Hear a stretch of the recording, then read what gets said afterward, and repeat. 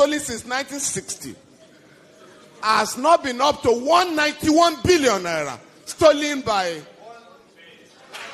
an executive of a bank. I'm sure you know what I'm talking about. Yes. A lady executive of a bank was charged with stealing 250 billion naira. She pleaded with the government, can I do plea bargain? I will return 194 billion naira. Now, and I'm saying all the money stolen by armed robbers since 1960 has not been equal to that.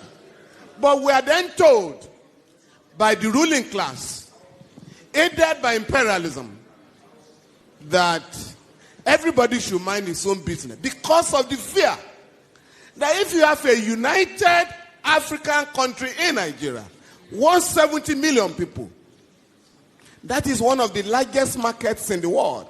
So for them, they want to keep us divided so that it's easy to rule us. And that is what is going on. Now, Prof, I've enjoyed your lecture. Very stimulating. I have one or two problems. Yes, Africans are corrupt, but I beg you, don't be tempted to jump to the conclusion of the West that stigmatizes us as the most corrupt people on earth. It's not true. America, Britain are the worst corrupt nations on earth. Prof, the Transparency International try to rank great corrupt countries. They say Nigeria is corrupt, Ghana is corrupt, Cameroon is corrupt. But Switzerland, that warehouses all corrupt money in the world, is never in that reckoning.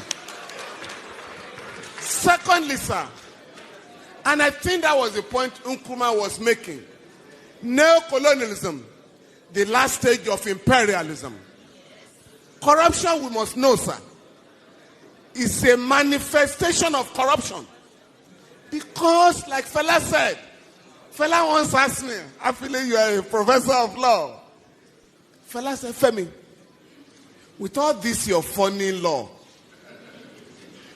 now, where did you get the idea of fraud from?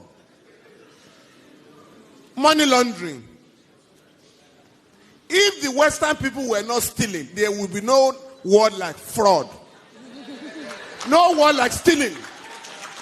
But Fela then warned us, don't accept their language and their ideology. But when you say money laundering, Fela said, what is money laundering? But if you say a man is a thief, in the school, his children will be ashamed when you say your father is a thief. But when you say the man is engaged in money laundering, it means nothing. Please.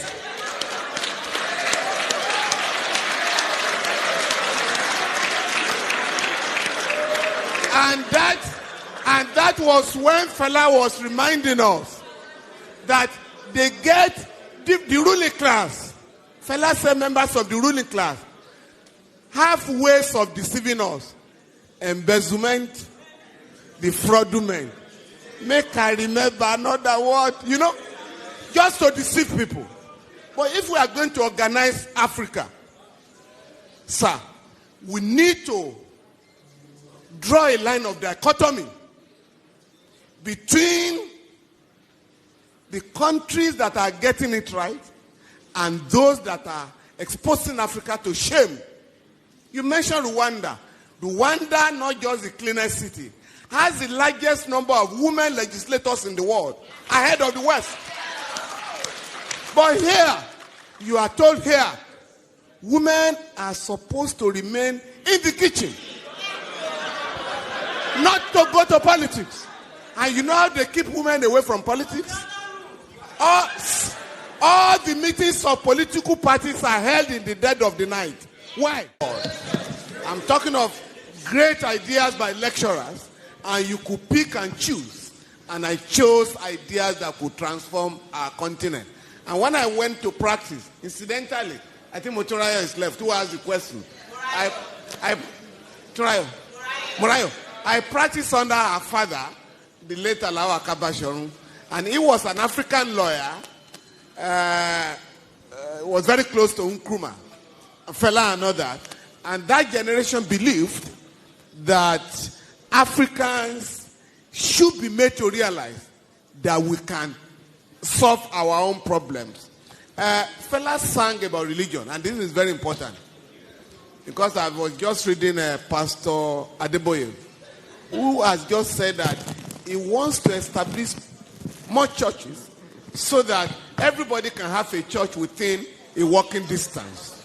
Now, Fela sang about religion and the danger of religiosity as opposed to spirituality. Now, Akadina Okoye has just given a beautiful reply this morning that what Adebayo is talking about are business centers, not religious institutions. Please, and this is very important, they want to know how our young people can have these progressive ideas. Ayo, I would like to suggest to Yeni and other organizers of celebration, next year, please, have a session for musicians in Nigeria. Not just the show. Have an intellectual engagement with them so that you can get them to realize what it means. My own son, my son is a musician. And I asked him one day, where are you getting these your ideas from? He said that you've forgotten that in your car, in our home in those days, you always play Fela. And I have learned about singing for relevance in our society. The last one is about the elite. All of us here, including Prof. Fela decided to drop ransom from his name. You know Fela was Ransom Kuti. He dropped it and chose Anikulapo Kuti. And that influenced many of us to also change our foreign name. Prof, by the way, I was also a Patrick, like you. Now, but I've thrown away that. But on our children, all of us can decide today. Because Prof made the point. We are all proud. When a friend visits you and you say, greet your uncle. You speak the same language. That does not happen anywhere in the world. The late Ganifa Emi called my house one day. My last girl picked up the phone and said, who is speaking, please? And Gani said, please give the phone to your father. Is that not Femi Falana's house? The girl said, yes. Why are you speaking English to me? And I had to apologize. He didn't know you were, sir.